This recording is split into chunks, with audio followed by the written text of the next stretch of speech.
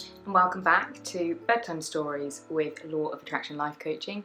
Hopefully you will enjoy this live read version of Beatrix Potter, and the story is The Tale of Squirrel, Nutkin, and I will try and show you the pictures as we go along. This is a tale about a tale that belonged to a little red squirrel, and his name was Nutkin. He had a brother called Twinkleberry and a great many cousins, and they all lived in a wood at the edge of the lake. There you can see. In the middle of the lake there is an island covered with trees and nut bushes, and amongst those trees stands a hollow oak tree, and this is the home of an owl who is called Owl Brown.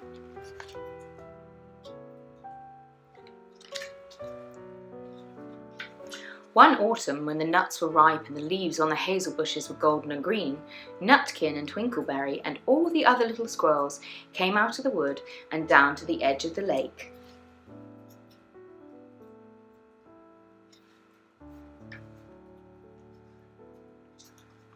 They made little rafts out of twigs, and they paddled away over the water to the owl's island to gather nuts. Each squirrel had a little sack and a large oar and spread out his tail for a sail. They also took with them the offerings of 3 fat mice as a present for Old Brown and put them upon his doorstep. Then Twinkleberry and other little squirrels each made a low bow and said politely, "Old Mr. Brown, will you favour us with permission to gather nuts upon your land?" But Nutkin was excessively impertinent in his manners. He bobbed up and down like a little red cherry, singing, riddle me, riddle me out, roty-toty-tote. A little wee man in a red, red coat, a staff in his hand and a stone in his throat. If you tell me this riddle, I'll give you a groat. Now this riddle is as old as the hills, and Mr. Brown paid no attention whatever to Nutkin. He simply shut his eyes obstinately and went to sleep.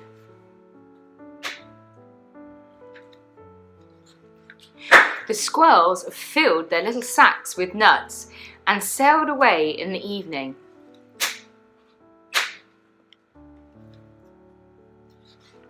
But next morning they all came back again to the Owl Island, and Twinkleberry and the others bought a fine fat mole and laid it on the stone in front of Old Brown's doorway and said, "Mr. Brown, will you favour us with your gracious permissions to gather some more nuts?" But Nutkin, who had no respect, began to dance up and down, tickling old Mr. Brown with a nettle and singing, "Old Mr. B, riddle me ree, hitty-pitty within the wall, hitty-pitty without the wall, if you touch hitty-pitty will bite you." And Mr. Brown woke up suddenly and carried the mole into his house. Oh, children, isn't Mr. Nutkin naughty? What a naughty little squirrel. He shut the door in Nutkin's face. Presently, a little thread of blue smoke from the wood fire came up from the top of the tree, and Nutkin peeped through the keyhole and sang, a houseful, you cannot gather a bowlful." Naughty, isn't he? The squirrels searched for the nuts all over the island and filled their little sacks. But Nutkin gathered oak apples, yellow and scarlet, and sat upon the beech stumps playing marbles and watching the door of old Mr. Brown. He's a naughty little boy, this squirrel. On the 3rd day, the squirrels got up very early and went fishing. They caught 7 fat minnows as a present for Old Brown. They paddled over the lake and landed under a crooked chestnut tree on Owl Island.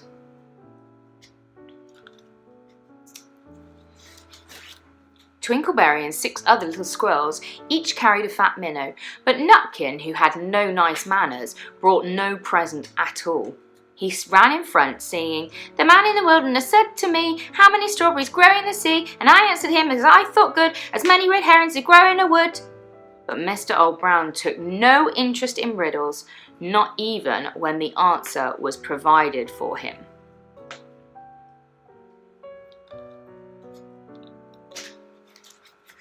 On the 4th day, the squirrels brought a present of 6 fat beetles, which were as good as plums in plum pudding for Old Brown. Each beetle was wrapped up carefully in a dock leaf and fastened with a pine needle pin. But Nutkin sang as rudely as ever. Old Mr. B, riddle me ree, flower of England, fruit of Spain, met together in a shower of rain, put in a bag and tied with a string. I tell you this riddle, I'll give you a ring.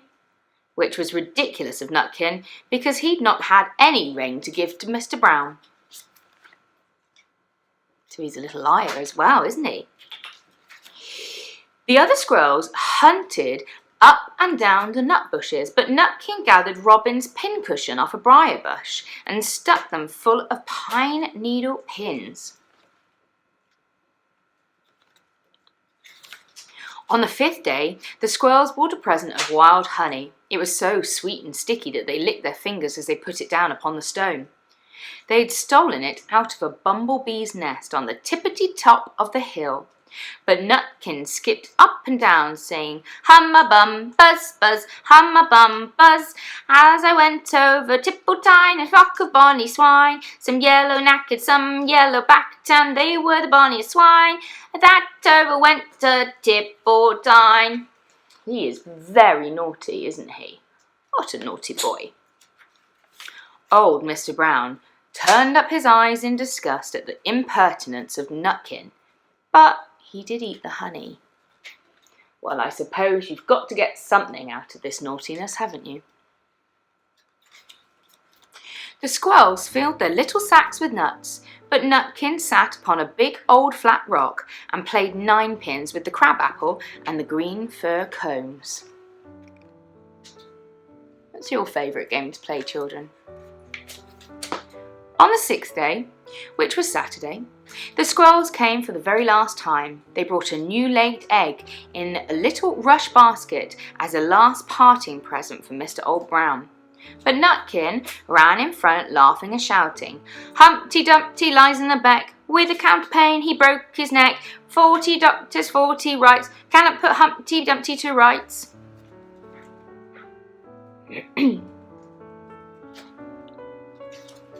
Now, old Mr. Brown took an interest in eggs. He opened one eye and then shut it again, but he didn't speak.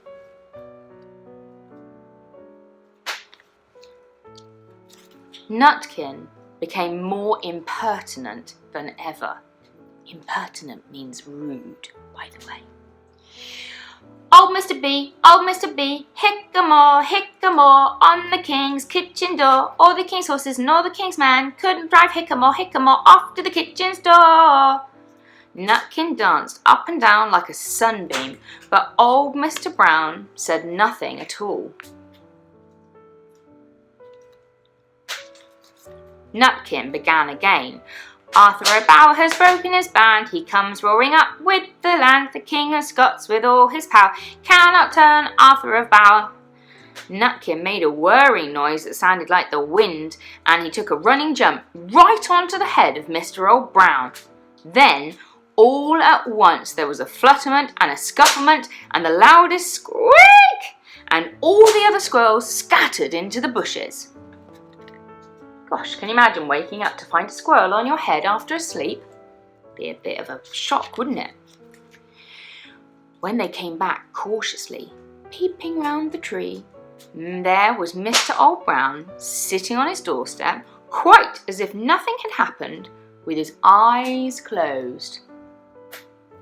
But Nutkin was in his waistcoat pocket.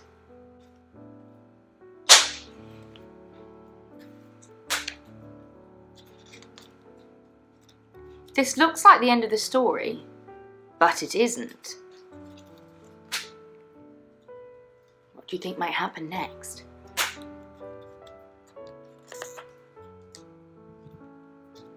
Old Brown carried Nutkin into his house and held him down by his tail, intending to skin him.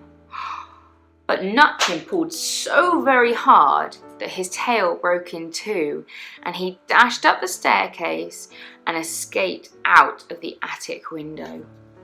Oh, look how short his little tail is. And to this day, if you meet Nutkin up a tree and ask him a riddle, he will throw sticks at you and stamp his feet and scold and shout, "Cock, cock, cock, cock." Poor little Nutkin. Can you see him there with his tiny little tail? Well, I suppose the moral of the story is, children, not to be rude and to be a good little squirrel so you don't end up getting hurt. So, I hope everybody enjoyed this story. The next story I'll be reading will be The Tale of Mrs. Tiddlywink, and I'll be reading that to you soon. I hope you're all very well. I hope you sleep well. Nice to talk to you. Bye.